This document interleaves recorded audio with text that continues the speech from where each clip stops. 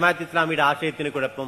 ഒരു ഇസ്ലാമിക രാജ്യമായി ഇന്ത്യ മാറണമെന്ന് ആഗ്രഹിക്കുന്നിടത്ത് എന്താണ് കുഴപ്പമുള്ളത്? ജമാഅത്തെ ഇസ്ലാമിയുടെ അടിസ്ഥാന ആശയം ഒരു മതരാഷ്ട്രവാദമാണല്ലോ അവരുടെ അടിസ്ഥാന ആശയം എന്ന് പറയുന്നത് തന്നെ. അവര് ആ വാദമൊന്നും അവരില്ല, അങ്ങനത്തെ ഒരു മതരാഷ്ട്രവാദം അവരിപ്പോ ഉന്നയിക്കുന്നില്ല. അവർ ഒരുപാട് മാറ്റങ്ങൾ അവരുടെ സമീപനത്തിൽ വരുത്തിയിട്ടുണ്ട്. പൊളിറ്റിക്കലായിട്ടാണ് പിന്തുണ കൊടുത്തിരിക്കുന്നത്. കോൺഗ്രസിനാണ്, UDF-നാണ് അവർ പിന്തുണ കൊടുത്തിരിക്കുന്നത്. ഇന്ത്യയിലെ നമ്മുടെ രാജ്യത്ത്, പുറത്തേക്കൊന്നും വേണ്ട, നമ്മുടെ രാജ്യത്ത് ഏറ്റവും വലിയ വർഗീയ പാർട്ടി ഏതാണെന്നറിയോ? ഒറ്റ ഉത്തരവേ ഉള്ളൂ, കോൺഗ്രസ്. അതിന് കാരണം കോൺഗ്രസിൻ്റെ ആശയം വർഗീയമായതുകൊണ്ടോ കോൺഗ്രസിൻ്റെ നേതാക്കൾ വർഗീയം സംസാരിക്കുന്നു എന്നുള്ളതല്ല. ഇന്ത്യയിലെ ഏറ്റവും കൂടുതൽ വർഗീയ പാർട്ടികളെ ചേർത്ത് നിർത്തി മുന്നോട്ട് പോകുന്ന ഒരു രാഷ്ട്രീയ പ്രസ്ഥാനമാണ് കോൺഗ്രസ്.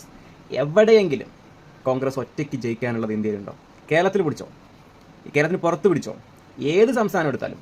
ഇനി നോക്കി, കഴിഞ്ഞ ലോക്സഭാ ഇലക്ഷൻ നടന്നു. ഇന്ത്യ മുന്നണി, NDA. ഇന്ത്യ മുന്നണിൻ്റെ ടോട്ടൽ എടുക്ക്, അതിൽ കോൺഗ്രസിന് എത്ര? 100 പോലും ഇല്ല. 100 സീറ്റ് പോലും കോൺഗ്രസിന് ഇന്ത്യയിലില്ല. പല സംസ്ഥാനങ്ങളിലും കോൺഗ്രസ് പറ്റേ പോയി. കോൺഗ്രസ് ഒരു ടീമായി മറ്റു രാഷ്ട്രീയ പ്രസ്ഥാനങ്ങളെയും പാർട്ടികളെയും സംഘടനകളെയും ഒക്കെ ഒരു കൂട്ടി ഒരു ഇന്ത്യ മുന്നണി ഉണ്ടാക്കിയിട്ടുണ്ട്. ആ ഇന്ത്യ മുന്നണിക്കുള്ളിൽ രാഹുൽ ഗാന്ധി ഒരു ലീഡ് ചെയ്ത് പ്രതിപക്ഷ നേതാവ് ഇരിക്കുന്നുണ്ട്, ശരി. പക്ഷേ കണക്ക് വെച്ച് നോക്കിക്കഴിഞ്ഞാൽ ഈ കോൺഗ്രസിനേക്കാൾ ശക്തിയുള്ളവരാണ് മറ്റു പാർട്ടിക്കാർ. പിന്നെ ഒക്കെ വിവരമില്ലാത്തവരായതുകൊണ്ട് പ്രശ്നമില്ല. അല്ലെങ്കിലൊക്കെ എപ്പോഴും രാഹുൽ ഗാന്ധി എടുത്ത് തട്ടിയിട്ടുണ്ടാവും. പ്രതിപക്ഷ നേതാവാകാൻ യോഗ്യതയുള്ള പാർട്ടി എണ്ണം വെച്ചും അല്ലെങ്കിൽ സംഘടനയുടെ പവർ വെച്ച് നോക്കുമ്പോൾ കോൺഗ്രസിനേക്കാൾ ശക്തിയുള്ളവരാണ് അപ്പുറത്തുള്ളവർ.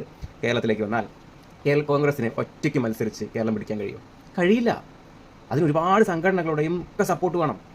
അതിൽ തന്നെ എത്രത്തോളം വർഗീയ സംഘടനകൾ, ഏറ്റവും വലിയ വർഗീയ പാർട്ടി എന്ന് പറയുന്നത് വർഗീയ സംഘടനകളെ സപ്പോർട്ട് ചെയ്യുന്നതും ചേർത്ത് നിർത്തി മുന്നോട്ട് കൊണ്ടുപോകുന്ന ഒരു പ്രസ്ഥാനം ഉണ്ടെങ്കിൽ അത് കോൺഗ്രസ് മാത്രമാണ്.